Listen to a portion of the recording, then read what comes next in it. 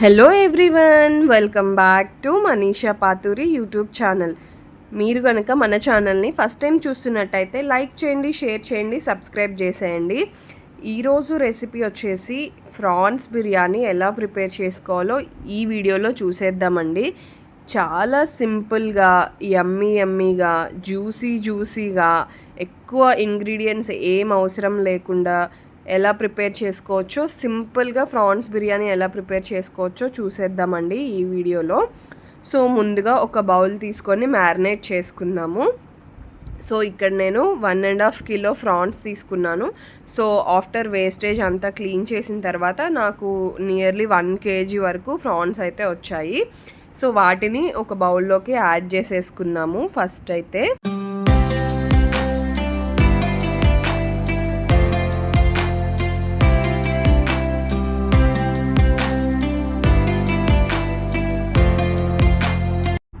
Next ఇప్పుడైతే కర్డ్ని add చేసుకుంటున్నాను. ఒక 2 to 3 టేబుల్ స్పూన్స్ వరకు గట్టి పెరుగుని యాడ్ చేసుకోవాలండి, కర్డ్.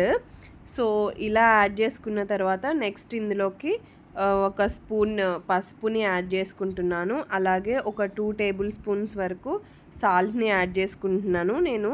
మీరు మీ టేస్ట్కి తగ్గట్టుగా సాల్ట్ని అయితే యాడ్ చేసేసుకోండి. నెక్స్ట్ అలాగే ఇందులోకి కారం పొడిని కూడా యాడ్ చేసుకోవాలండి.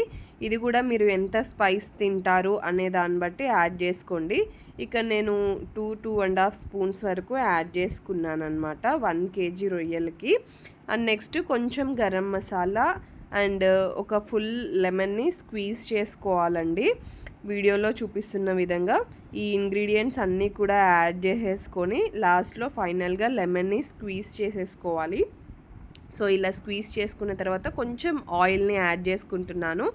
సో బాగా మ్యారినేట్ అవుతుంది అనమాట ఇలా ఆయిల్ని యాడ్ చేసుకోవడం వల్ల. సో ఇలా ఆయిల్ అనేది యాడ్ చేసేసుకొని మొత్తం ఇప్పుడు బాగా కలిసేలాగా కలిపేసుకోవాలండి. ఇంకా అసలు చూస్తుంటేనే చాలా యమ్మీగా టేస్టీగా ఉంది కదా. సో ఇలా ఫుల్గా మ్యారినేట్ చేసుకోవాలి. ఆ రొయ్యలకి మనం యాడ్ చేసిన ఇంగ్రీడియంట్స్ అన్నీ కూడా పట్టేలాగా యాడ్ చేసేసుకొని నెక్స్ట్ ఫ్రీజ్లో పెట్టుకుంటున్నాను నేను. నార్మల్ ఫ్రిడ్జ్ అండి, ఫ్రీజర్ కాదు, ఫ్రిడ్జ్లో పెట్టుకుంటున్నాను. ఒక ఫుల్ నైట్ మ్యారినేట్ చేసుకోండి మీకు టైం ఉంటే. లేదు అని అంటే అట్లీస్ట్ 1 hour అయినా మ్యారినేట్ చేసేసుకోండి. నేనైతే ఫుల్ నైట్ మ్యారినేట్ చేసుకుంటున్నాను. ఇలా ఎయిర్ టైట్ బాక్స్లో పెట్టేసుకొని ఇప్పుడు దీన్ని నేను ఫ్రిడ్జ్లో పెట్టేసుకుంటున్నాను అనమాట. సో ఇలా ఫ్రిడ్జ్లో పెట్టేసుకొని ఇంకా ఫుల్ నైట్ మ్యారినేట్ చేసేసుకోవాలి. నెక్స్ట్ డే మార్నింగ్ అనమాట ఇది. ఇంకా ఇది వచ్చేసి బిర్యానీ హండీ అండి. సో స్టవ్ ఆన్ చేసుకొని బిర్యానీ హండీ అయితే యాడ్ చేసేసుకున్నాను. వన్స్ కొంచెం ప్రీ హీట్ చేసుకోవాలి. ఆ తర్వాత ప్యూర్ గీ అనమాట, ఇది ఇంట్లోనే ప్రిపేర్ చేసుకున్నాను. ఈ గీ అనేది ఈ కడాయిలోకి యాడ్ చేసుకోవాలి బిర్యానీ పాట్లోకి. వన్స్ యాడ్ చేసుకున్న తర్వాత ఇంకా మసాలా దినుసులు అన్నీ ఉంటాయి కదా, ఇంకా బిర్యానీ మసాలా దినుసులన్నీ కూడా కొంచెం ఆ నేతిలో దోరగా వేయించుకోవాలండి. కొంచెం లైట్గా వేయించేసుకుంటే కొంచెం లైట్ అరోమా స్మెల్ అయితే వస్తుంది. ఆ స్మెల్ వచ్చిన తర్వాత ఇంక ఇలా పచ్చిమిర్చి 4-5 పచ్చిమిర్చిని ఇలా కట్ చేసుకొని యాడ్ చేసుకున్నాను అనమాట. ఒక బిగ్ సైజ్ ఆనియన్ని సన్నగా పొడుగ్గా కట్ చేసుకొని యాడ్ చేసుకోవాలండి ఆ నేతిలోకి. సో నేతిలోకి యాడ్ చేసుకున్నాక దోరగా వేయించుకోవాలి. గోల్డెన్ బ్రౌన్ కలర్ వచ్చేంత వరకు కూడా వేయించుకోవాలి. కొంచెం మీడియం టు హై ఫ్లేమ్లో పెట్టుకొని వేయించుకోవాలి. ఇది గోల్డెన్ బ్రౌన్ కలర్ వచ్చే ఈ లోపల ఇంకొక బాండీ స్టవ్ మీద పెట్టుకొని ప్రీ హీట్ చేసుకున్నాను. కొంచెం హీట్ అయిన తర్వాత బాస్మతి రైస్ని ముందుగానే నానపెట్టుకున్నానండి. సో మీకు ఎంత క్వాంటిటీ కావాలో బిర్యానీ అనేది అంత క్వాంటిటీ బాస్మతి రైస్ యాడ్ చేసుకోండి. నేను ఒక 3/4 కిలో బాస్మతి రైస్ని యాడ్ చేసుకున్నాను. సో వాటర్ అనేది ఎసర ఎక్కువగానే యాడ్ చేసుకోవాలి. ఆ తర్వాత మసాలా దినుసులన్నీ చెక్క లవంగం అవన్నీ యాడ్ చేసుకొని సాల్ట్ యాడ్ చేసుకోండి. సో యాడ్ చేసేసుకొని ఇంకా ఒకసారి అయితే మొత్తం కలిపేసుకొని కొంచెం నెయ్యిని యాడ్ చేసేసుకోండి. సో నేతిని యాడ్ చేసుకోవడం వల్ల వాటర్లో ఒకదానికి ఒకటి మెతుకులు అంటుకోకుండా పొడపడలాడుతూ ఉంటుంది అన్నమాట. సో ఇలా పొడపడలాడుతూ ఉండాలంటే ఇది ఒక టిప్ అని చెప్పచ్చు. వాటర్లో కొంచెం ఆయిల్ కానీ నెయ్యిని కానీ యాడ్ చేసుకోవాలి. నేను నెయ్యిని యాడ్ చేసుకున్నాను. ఫ్రెష్గా దంచుకున్న అల్లం వెల్లిపాయ పేస్ట్ని యాడ్ చేసుకుంటున్నానండి ఒక 2 టేబుల్ స్పూన్స్ రైస్లోకి.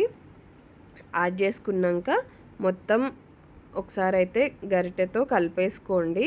సో అల్లం వెల్లిపాయ పేస్ట్, మసాలా దినుసులు, సాల్ట్ అంతా కూడా కరిగేంత వరకు ఒకసారి అయితే కలిపేసుకోవాలి. ఇలా మొత్తం ఒకసారి కలిపేసుకొని ఇంకా లాస్ట్లో కొంచెం గరం మసాలా అండి, ఇది కూడా ఇంట్లోనే ప్రిపేర్ చేసుకున్నాను. సో ఈ గరం మసాలాని మీరు యాడ్ చేసేసుకొని మళ్ళీ ఒకసారి అయితే కలిపేసుకోండి. ఇలా కలిపేసుకొని పైన లిడ్ పెట్టుకోండి, అప్పుడు ఎసరు అనేది త్వరగా వస్తుంది అనమాట. సో ఈ లోపల మనం ఉల్లిపాయలు స్టవ్ మీద పెట్టాం కదా, చూసేద్దామండి. గోల్డెన్ బ్రౌన్ కలర్లోకి వచ్చాయి కదా. సో ఇలా ఈ కన్సిస్టెన్సీ వచ్చేంత వరకు వేయించుకొని ఇప్పుడు మనం మ్యారినేట్ చేసి పెట్టుకున్న రొయ్యలు ఉన్నాయి కదండి, ఫ్రాన్స్, వాటిని ఫ్రిడ్జ్లో నుంచి తీసి బయట పెట్టేసుకొని ఇంకా ఇప్పుడు వీటిని ఈ కడాయిలోకి యాడ్ చేసేసుకుంటున్నాను అనమాట. మొత్తము రొయ్యలు కూడా ఇక్కడ 1 కిలో రొయ్యలు ఉన్నాయండి. ఇవి ఆఫ్టర్ క్లీనింగ్. ఈ రొయ్యలకి నేను 1 కేజీ రొయ్యలకి 1 కేజీ బాస్మతి రైస్ తీసుకున్నాను అనమాట. సో లెక్క ప్రకారం 1 కేజీకి 1 కేజీ బాస్మతి రైస్ తీసుకుంటేనే సరిపోతుంది. నెక్స్ట్ ఇప్పుడు కొంచెం అల్లం వెల్లిపాయ పేస్ట్ కూడా యాడ్ చేశాను అనమాట. సో అల్లం వెల్లిపాయ పేస్ట్ కూడా యాడ్ చేసుకొని మొత్తం ఒకసారి అయితే కలుపుకోవాలి. ఆ అల్లం వెల్లిపాయ పేస్ట్ అంతా కూడా ఆ రొయ్యలకి పట్టేలాగా ఒకసారి అయితే నీట్గా కలిపేసుకోవాలి. ఇదంతా కూడా లో టు మీడియం ఫ్లేమ్లోనే పెట్టుకొని చేసుకోవాలండి. మరి హై ఫ్లేమ్లో పెట్టేసుకుంటే అడుగు అనేది మాడిపోతుంది అనమాట. సో ఇలా పెట్టేసుకొని ఇంకా లిడ్ పెట్టుకొని ఒక 5 to 10 మినిట్స్ పాటు ఉడికించుకోవాలండి. ఆల్రెడీ మ్యారినేట్ చేసుకున్నదే కాబట్టి ఎక్కువ టైం అయితే పట్టదన్నమాట. సో ఇలా మీడియం టు లో ఫ్లేమ్లో పెట్టుకొని చూసారు కదా, మధ్య మధ్యలో కలుపుకుంటూ ఇలా ఉడికించుకోవాలన్నమాట. సో రొయ్యల్లో నుంచి వాటర్ అనేది మొత్తం ఊరుతుందండి బయటికి. ఆ వాటర్ అంతా కూడా థిక్ పేస్ట్ అయ్యే వరకు ఉడికించుకోవాలి. నెక్స్ట్ ఇటుపక్క చూసారు కదా, ఇలా రోలింగ్ బాయిలింగ్ అవుతూ బాస్మతి రైస్ అయితే ఆల్మోస్ట్ ఉడికిపోయాయి. ఇలా రోలింగ్ బాయిలింగ్ అయ్యేంత వరకు పెట్టుకున్నాక ఇలా ఒకసారి మెతుకులు పట్టుకొని చూసుకుంటే ఆల్మోస్ట్ 70% వరకు కుక్ చేసుకోవాలండి. ఇలా వేరే బౌల్లో ఇలా ఒక 70 to 80% వరకు కుక్ చేసుకున్న తర్వాత ఇలా స్ట్రైనర్ సహాయంతో వాటర్ అనేది రాకుండా వాటర్ అంతా డ్రైన్ అయిన తర్వాత ఇప్పుడు అటు సైడ్ వేరే బిర్యానీ కడాయి ఉంది కదా, అందులోకి యాడ్ చేసుకోవాలన్నమాట ఈ బాస్మతి రైస్ అంతా కూడా. సో ఇప్పుడు ఇటు సైడ్ లిడ్ ఓపెన్ చేసి చూసాం కదా, చూడండి మొత్తం థిక్ పేస్ట్గా అయితే ఫామ్ అయిపోయింది. ఇప్పుడు ఇందులోకి బాస్మతి రైస్ 70 to 80% కుక్ అయిపోయిన బాస్మతి రైస్ని ఇందులోకి యాడ్ చేసుకుంటున్నానండి. సో ఇలా లేయర్స్గా మొత్తము యాడ్ చేసేసుకుంటున్నాను, బ్యాచెస్ లాగా మొత్తం యాడ్ చేసుకున్న తర్వాత ఒకసారి సమానంగా కలిపేసుకోవాలి. ఇలా మొత్తం సమానంగా కలుపుకొని ఇంకా లాస్ట్లో కొత్తిమీర అనేది యాడ్ చేసుకొని ఇంకా లిడ్ పెట్టేసుకొని ఒక 15 మినిట్స్ పాటు లో ఫ్లేమ్లో పెట్టి దమ్ చేసుకోవడమేనండి. సో ఇలా లిడ్ పెట్టేసుకొని ఒక 10 to 15 మినిట్స్ పాటు ఫ్లేమ్ని లోకి అడ్జస్ట్ చేసుకొని దమ్ చేసుకుంటే సరిపోతుందన్నమాట. సో ఇది చూసారు కదా, ఓపెన్ చేశాను. 10 మినిట్స్ తర్వాత ఒకసారి చెక్ చేసుకుంటున్నాను నేను. సో ఒక్కసారి మనం బిర్యానీని ఓపెన్ చేసి చూస్తే సో కొంచెం లాస్ట్లో అడుగున ఇంకా వాటర్ ఉన్నట్టు అనిపించింది అనమాట నాకు. రైస్ అయితే కుక్ అయింది, బట్ స్టిల్ కొంచెం వాటరీగా అనిపించింది. అందుకని మళ్ళీ ఒకసారి కలిపేసుకొని నేను మళ్ళీ లిడ్ పెట్టుకుంటున్నాను అనమాట. సో లిడ్ పెట్టుకొని ఇంకొక 5 మినిట్స్ అయితే దమ్ చేసుకుంటున్నాను. సో మీరు అలాగే ఇదే విధంగా చెక్ చేసుకోండి. ఒక 10 మినిట్స్ తర్వాత పొడిపొడిలాడుతూ ఉంది అని అంటే అవసరం లేదు అంటే మళ్ళీ లిడ్ పెట్టుకొని ఒక 5 మినిట్స్ పాటు దమ్ చేసుకుంటే సరిపోతుందన్నమాట. ఇప్పుడైతే బిర్యానీ కంప్లీట్ అయిపోయింది అండ్ రైస్ కూడా కంప్లీట్గా కుక్ అయిపోయింది. సో ఒక్కసారి కలిపేసి చూపిస్తాను చూడండి. ఇందాక కొంచెం వాటరీగా అనిపించింది, బట్ ఇప్పుడైతే పొడిపొడిలాడుతూ ప్రాన్స్ బిర్యానీ అయితే రెడీ అయిపోయిందనమాట. సో చూడండి, చాలా జ్యూసీగా ఎమ్మీగా, చాలా తక్కువ ఇంగ్రీడియంట్సేనండి, మరీ ఎక్కువ ఇంగ్రీడియంట్స్ కూడా ఏం అవసరం లేదు. అండ్ సింపుల్గానే ఇంట్లో ప్రిపేర్ చేసేసుకోవచ్చు. ఎక్కువ హడావిడి లేకుండా క్విక్గా చేసేసుకోవచ్చు అనమాట.